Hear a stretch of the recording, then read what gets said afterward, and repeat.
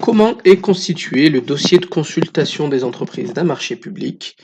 Pour tenter de répondre à cette question, même pour répondre à cette question, on va détailler le contenu d'un dossier de consultation. Je m'appelle Mohamed de la chaîne YouTube Aconia.fr, chaîne spécialisée sur les appels d'offres et marchés publics.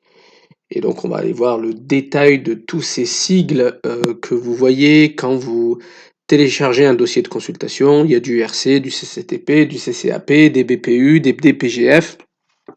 On va essayer de faire un peu de ménage là-dessus et de comprendre quels sont ces documents, à quoi ils servent et quel est leur rôle dans le cadre d'une procédure de marché public.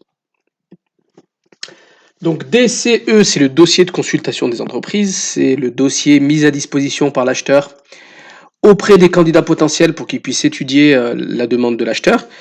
Et dans ce DCE, donc dossier de consultation des entreprises, on retrouve le RC, qu'on appelle aussi parfois RDC, qui est le règlement de consultation. Le règlement de consultation, c'est un document qui va expliquer comment va se passer la consultation, c'est-à-dire quelles sont les pièces à fournir, quels sont les délais de réponse, quels sont les critères de notation, est-ce qu'une visite est prévue ou pas, est-ce qu'il faut envoyer des échantillons, est-ce que la signature électronique est importante ou pas. Et donc tous ces éléments-là, on va les voir dans le règlement de consultation, qui est donc le premier des documents à lire quand on télécharge un DCE. Autre document, le CCTP pour cahier des clauses techniques particulières, c'est le cahier des charges. C'est le document dans lequel l'acheteur va détailler quel est son besoin d'un point de vue technique. Et donc il va préciser ce qu'il attend du candidat. Et c'est sur ce cahier des clauses techniques particulières qu'on va répondre à partir du mémoire technique. On retrouve également le CCAP, cahier des clauses administratives particulières. C'est le document qui va détailler quelles sont les règles de la collaboration entre le futur titulaire et l'acheteur. On y traite notamment des pénalités de retard, on y traite notamment de la révision des prix en cours de marché, on y traite de toutes ces clauses administratives.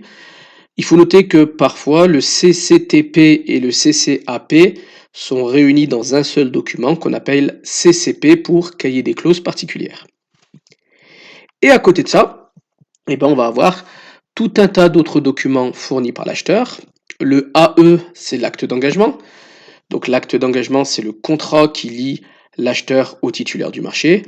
En général, on vous demande de le compléter et si vous êtes retenu, l'acheteur vous le renvoie pour que vous puissiez le signer. On va avoir également les BPU, DPGF et DQE qui sont des pièces financières.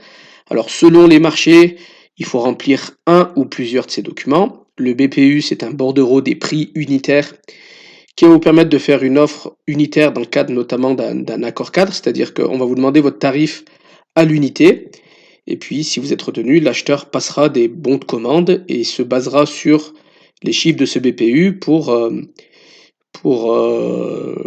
connaître le prix de la prestation. Le DPGF est plutôt utilisé dans le cadre des marchés de travaux, donc décomposition du prix global et forfaitaire. C'est un détail de toutes les missions qu'il faut chiffrer, donc de toutes les tranches de travaux qu'il faut chiffrer. Le DQE, c'est un devis quantitatif estimatif, c'est une estimation des besoins de l'acheteur afin de faire une évaluation du prix global. Dans les autres documents, on peut retrouver des plans, on peut retrouver certificat de visite, on peut retrouver toutes des annexes qui vont vous permettre de mieux comprendre ce que recherche l'acheteur, de mieux comprendre son besoin et donc de faire la meilleure réponse possible. Voilà, donc si vous avez besoin d'aller plus loin sur les appels d'offres et marchés publics, je vous invite à visiter le site aconia.fr. Vous pourrez sur la première page de ce site vous inscrire pour suivre une formation gratuite en ligne qui dure environ 45 minutes, qui s'intitule Appel d'offres marché public, 5 astuces pour monter des dossiers gagnants en une demi-journée. Donc formation à la fin de laquelle vous pourrez récupérer un kit de démarrage sur les marchés publics et c'est une formation durant laquelle vous pourrez poser toutes vos questions sur les appels d'offres et marchés publics.